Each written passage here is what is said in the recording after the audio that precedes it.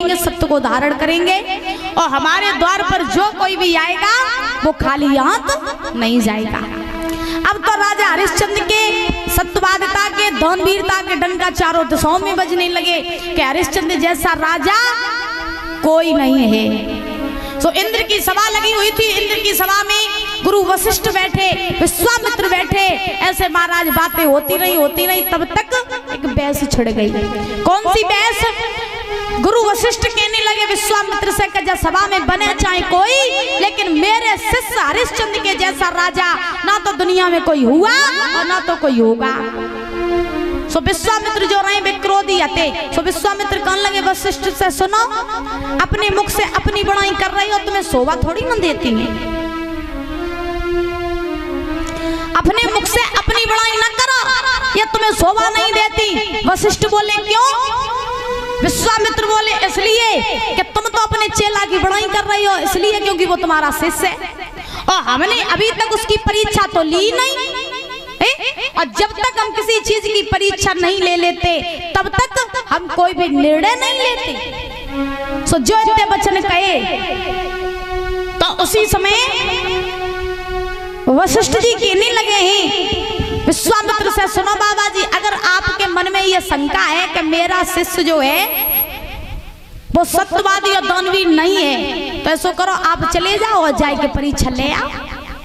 अगर तुम्हारे मन में कोई शंका हो तो तुम जाओ और जाके परीक्षा ले आओ, क्योंकि करना ही तो डर नहीं। जो कभी करता नहीं है बुरे कामों ने कभी डर नहीं होता है, फिर वो चाहे कहीं चले जाए।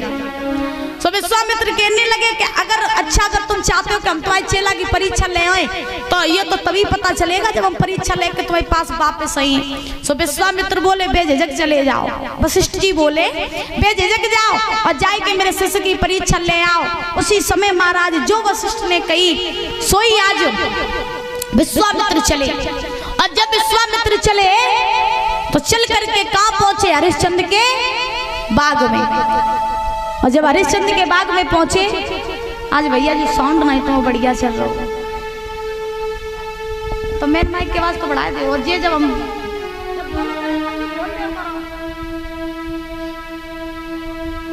ग्राउंड की आवाज बढ़ाए दे। बोली वृंदावन बिहारी लाल की। श्री सुखदेव जी समझा रहे हैं राजन परीक्षित, विश्वामित्र ने सूकर का वेश बनाया, सूकर का, और परीक्षित महाराज सूकर का वेश बना करके चले और चल करके हरिश्चंद्र के बाग में पहुंच गए। जब हरिश्चंद्र के बाग में पहुंचे जाकर के विश्वामित्र तो पूरे बाग को उजाड़ने लगे। जब बाग को उजाड़ने लगे, बाग के माली ने सूकर को रोका तो विश्वामित्र ने महाराज माली की जंगा को फाड़ दिया।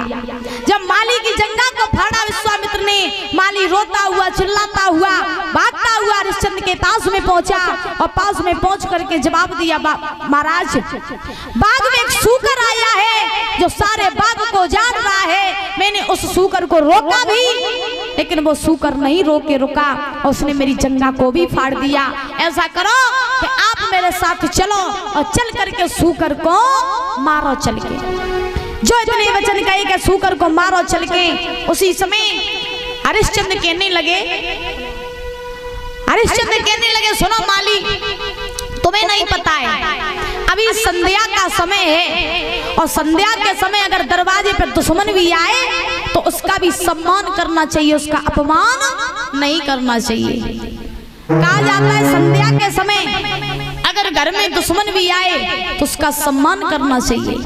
जवाब दिया हरिश्चंद्र ने, सुनो माली, अभी संध्या का समय, ऐसा करो तुम लौट जाओ, सवेरा जब होगा तो सवेरे हम सारे सेना के साथ में आएंगे और आकर के सूकर को मारेंगे। हरिश्चंद्र ने जवाब दिया, अरे संध्या को समय और तो खमक दीजिए खाऊ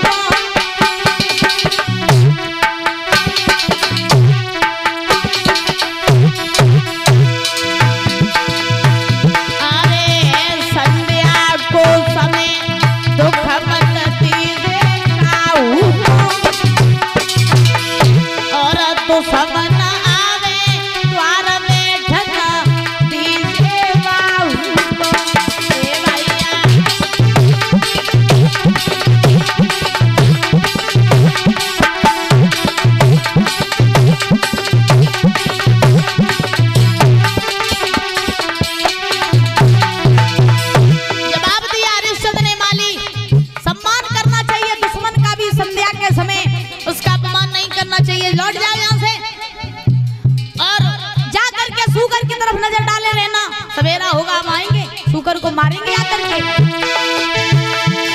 अरे लौटन का बगिया कौन जइयो, अरे लौटन का बगिया कौन जइयो, और चारों तरफ गिरा भाई बाग सूकर को देखे भइयो। ए भैया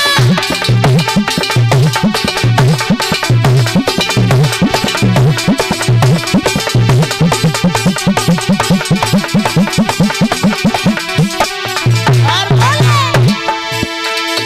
अरे सवेरी हम हुआ बेटे आली आवाज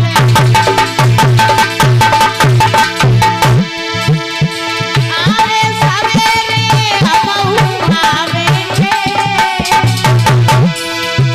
और चारों तरफ गिरवाई बाग सूकर को मारे, चारों तरफ गिरवाई आवाज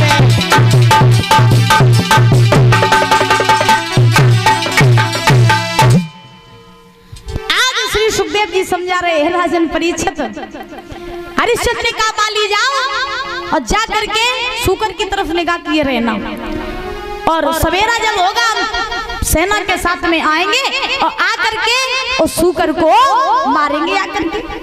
जो इतने बचन गए उसी समय माली चल करके परीक्षित महाराज माली बाग में पहुंच गया। जब माली बाग में पहुंचा तो उसी समय